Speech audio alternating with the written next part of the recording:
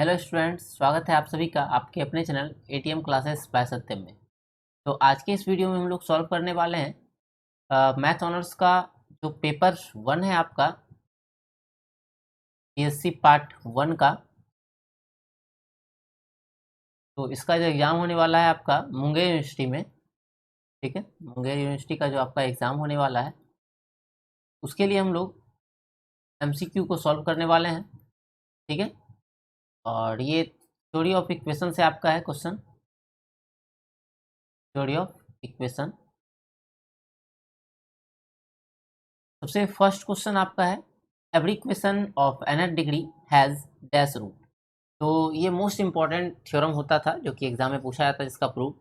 तो एमसीक्यू में ये पूछा गया है कि कोई भी इक्वेशन जिसका डिग्री n है उसमें कितना रूट्स होगा। n रूट होगा, n-1 होगा, n स्क्वायर होगा या 2n होगा। तो हम लोग जानते हैं कि कोई सा भी आपके पास कोई इक्वेशन दिया हो उसका जितना भी डिग्री होता है उतना ही उसमें रूट होता है। तो यहाँ पे डिग्री n है, इसका रूट भी जो होगा n नो मोर होगा, ठीक है। तो फर्स्ट का आंसर हो जाएगा। तो जैसे कि आप फॉर एग्जांपल ये भी दे सकते हैं, जैसे कि क्वाड्रेटिक इक्वेशन होता है, ठीक है। क्वाड्रेटिक इक्वेशन का हम लोग का जो डिग्री होता है वो 2 होता है और नंबर ऑफ रूट्स भी उसमें 2 ही निकलता है। क्वेश्चन नंबर 2 आते हैं। If fa is equal to 0, then the polynomial fx is divisible by dash। तो ये आपका जो है फैक्टर थ्योरम है कि for any number a fa is equal to 0, therefore polynomial fx is divisible by x minus a, ठीक है। अगर कोई पोलिनोमियल fa होने पर 0 हो रहा है इसका मतलब x माइनस a उसका फैक्टर होगा, या उसका उल्टा भी हम लोग बोल सकते हैं कि अगर x माइनस a किसी का फैक्टर है, ठीक है, किसी पोलिनोमियल का फैक्टर है, इसका मतलब होगा कि एफ ए बराबर 0 होगा, ठीक है। वाइस वर्सा दोनों स्टेटमेंट हम लोग बोल सकते हैं। Question number 3, in an equation with dash coefficient imaginary roots occur in conjugate pair. तो कह रहा है कि एक कोई इक्वेशन है तो उसका कोफिशिएंट किस तरह का होगा जिससे कि इमेजिनरी रूट से होगा वो कंजुगेट पेयर में आएगा आपका, ठीक है। तो ये थ्योरम भी आपका इंपॉर्टेंट थ्योरम हुआ करता है। तो इसका आंसर जो है आपका आप लोग को पता ही होगा, इसका आंसर होता है रियल। अगर आपका रियल कोफिशिएंट होता है तो उसका जो रूट्स होता है वो इमेजिनरी अगर होगा तो हमेशा कंजुगेट पेयर में ही आएगा। और सेम इसी तरह से एक क्वेश्चन और होता है जो कि आपको याद रखना चाहिए। इन an equation with rational coefficient,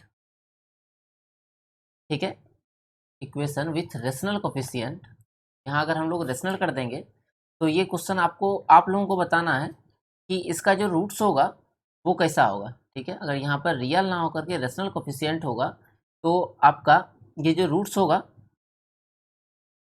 यहाँ पर ये कैसा रूट्स होगा, ठीक है। कंजुगेट पेयर में तो आएगा, ये पक्की बात है, लेकिन ये रूट्स जो है वो कैसा होगा ये आप लोगों को बताना है कमेंट करके, कमेंट सेक्शन में। क्वेश्चन नंबर 4 पे आते हैं हम लोग। Find the remainder when x cube plus 4x plus 1 is divisible by x plus 2, ठीक है। तो x प्लस 2 से अगर इसको डिवाइड करेंगे, डिवाइडेड बाय है, तो इसमें क्या रिमाइंडर आएगा। तो एक तो तरीका है कि आप डायरेक्टली डिवाइड करते हैं x प्लस 2 से, ठीक है, x cube plus 4x plus 1, जो कि बहुत ही लेंदी मेथड है आपका।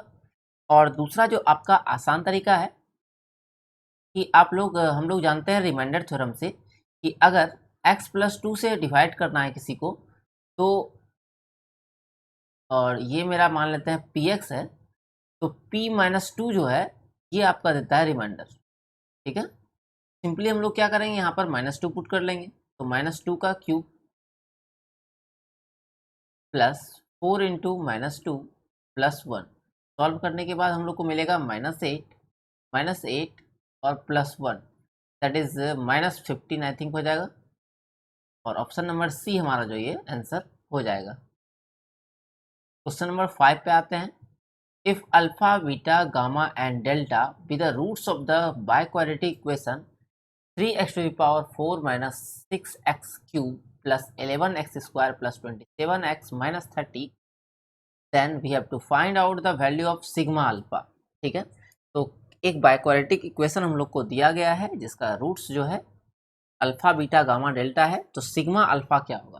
ठीक है, सिग्मा अल्फा मतलब क्या होता है, ठीक है, तो जानते होंगे सिग्मा अल्फा का मतलब होता है sum of the roots taken taken one at a time, that is alpha plus beta plus gamma plus delta.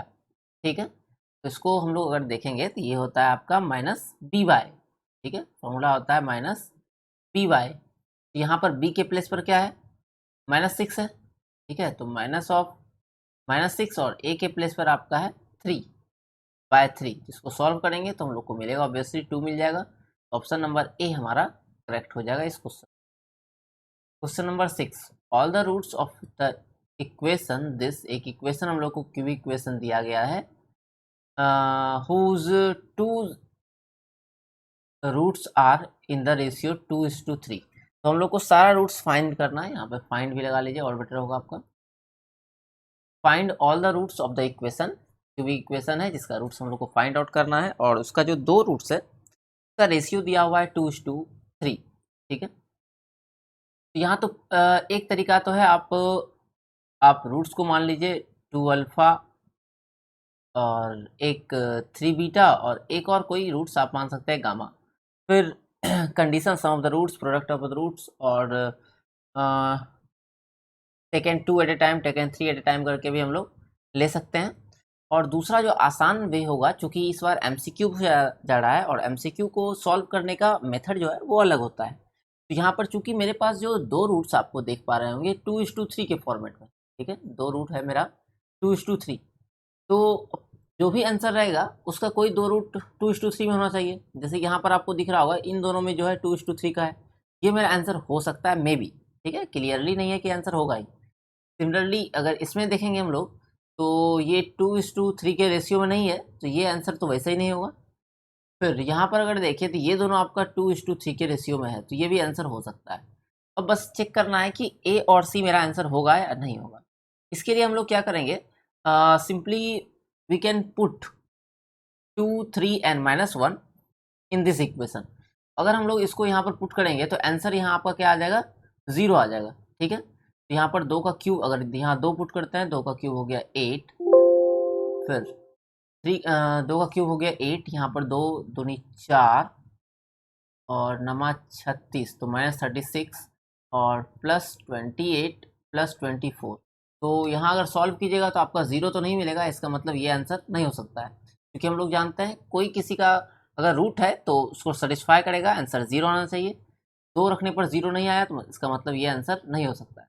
अब यहाँ चेक कर लेते हैं, -1 रखने पर यहाँ पर आ जाएगा आपका, जब -1 पुट करेंगे तो ये वैल्यू हो जाएगा मेरा -1, यहाँ पर -9 हो जाएगा, -14 और +24। इसको सॉल्व करेंगे तो 9 1 10 और ये 24, -24 और +24, 0 आपका आ जाएगा। तो मतलब एक तो इसका रूट है। एक और चेक कर लेते हैं 4 के लिए।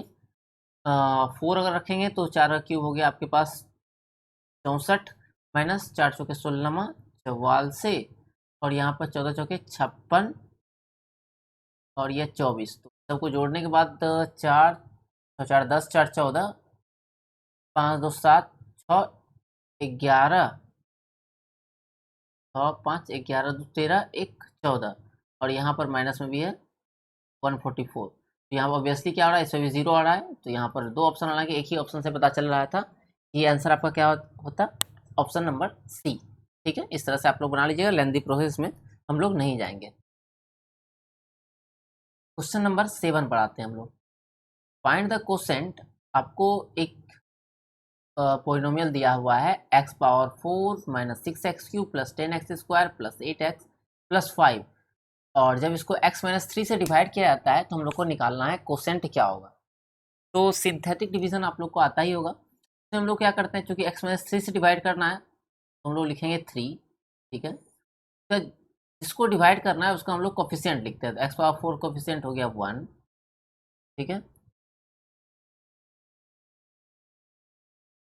एक्स पावर 4 कोफिशिएंट आपका हो गया 1, फिर -6 है कोफिशिएंट, फिर है आपके पास 10, फिर 8 एंड लास्ट है 5।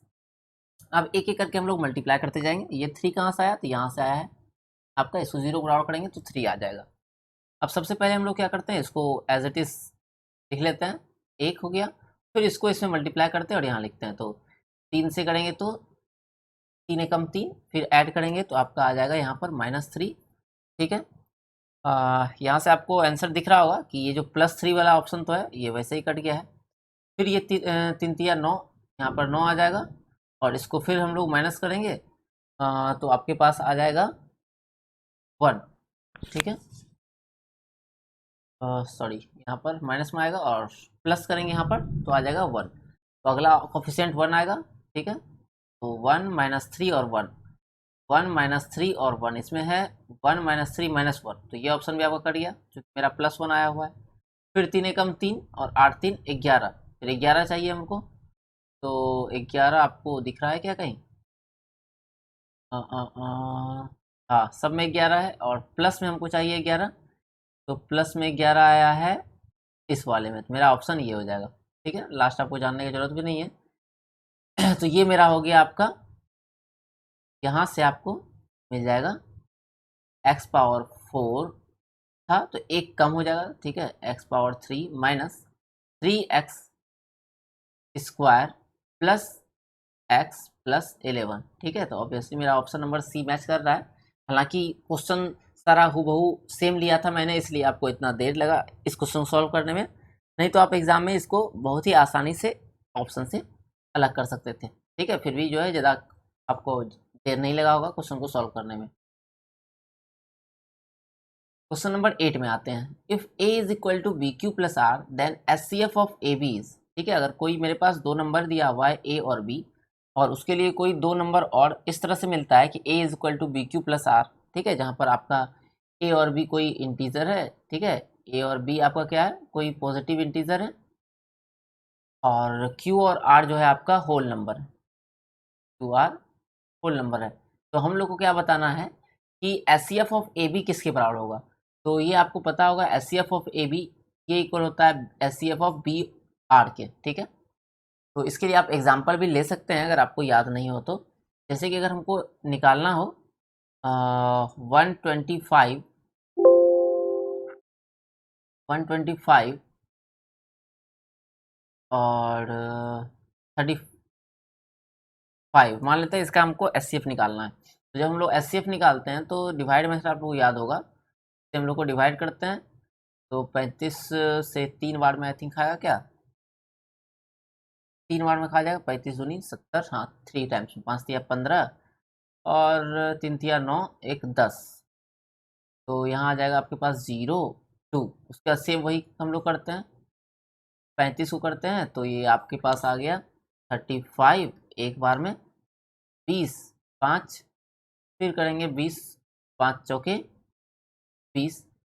तो यहाँ पर हम लोग अगर यूक्लिड डिवीजन लेमा अगर आप लोग को याद हो कि आप लोग क्लास 10 में भी पढ़े होंगे, तो इसको हम लोग लिखते थे 125 is equal to 35 into 3 plus 20।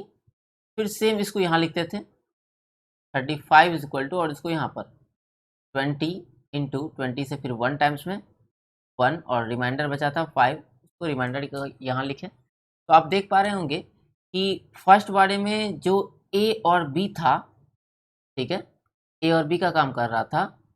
Second वाले में क्या हो गया है, जो आपका बी था वो बन गया है ए के प्लेस पर, जो आर था वो आ गया बी के प्लेस पर। इसका मतलब H C F of A B और H C F of B Q जो है वो इक्वल होगा, ठीक है। इसके बाद नेक्स्ट स्टेप आपको पता ही होगा, ये यहाँ आ जाएगा 20, ये 5 यहाँ आ जाएगा और 4 टाइम्स में प्लस 0 आ गया। जैसे ही 0 आता है तो आपका जो इसके ऊपर वाला होता है रिमाइंडर या जो जस्ट डिविज़र होता है उसी में, वही होता है आपका एच सी एफ। हालांकि यहाँ एच सी एफ से मतलब था नहीं, H C F of A B बराबर H C F of B R होगा, ठीक है।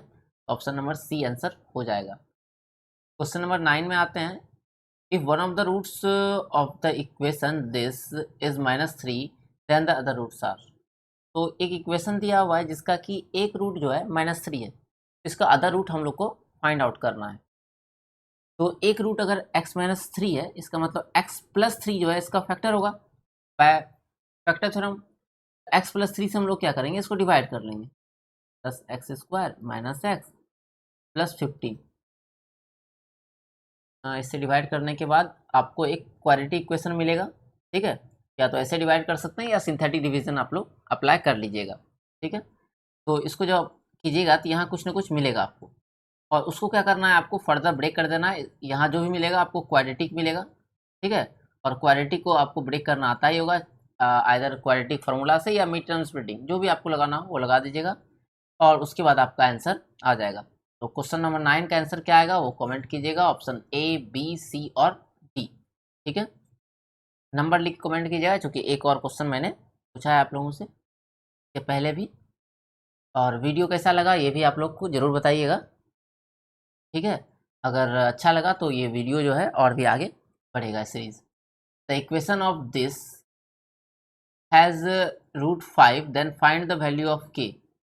मेरे पास इक्वेशन दिया हुआ x⁴ - 6x³ + kx² - 17x + 10 = 0, और इसका एक रूट है 5। तो हम लोग को k का वैल्यू निकालना है। हम लोग जानते हैं अगर इसका एक रूट है k, और चूंकि रूट है तो इसको सेटिस्फाई करेगा, तो x के प्लेस में हम लोग 5 अगर रखेंगे तो सेटिस्फाई कर जाएगा। तो 5 के पावर 4, तो 5 पावर 4 हो जाएगा 25 25 25 125 625 हो गया ये। फिर 125 छक्के 6 गुना 125 यहाँ आ जाएगा। यहाँ हो गया k × 25 माइनस 17 गुना 25 + 10 बराबर 0। अब इसको हम लोग को सॉल्व कर लेना है बस।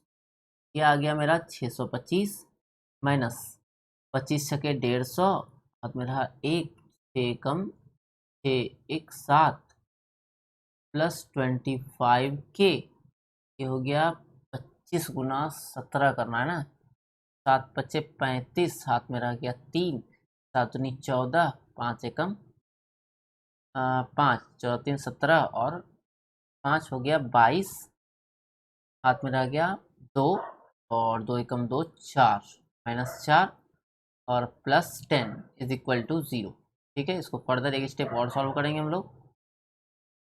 तो यहाँ से 625 और ये दोनों मिलकर बन गया आपका 635, और ये 700 400, 1100 हो गया आपका, और 50 और 25 हो गया 75, और 25k को हम लोग राइट साइड लेके चले जाते हैं तो -25k हो जाएगा, और सॉल्व होगा ये।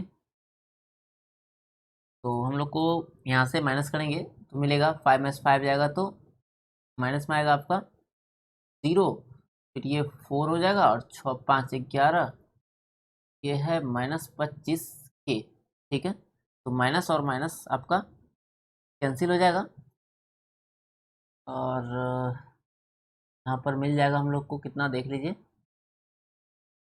अब 25 से कटेगा क्या, 5 से काट लेते हैं पहले 5 बार में, और 5 से कटेगा ये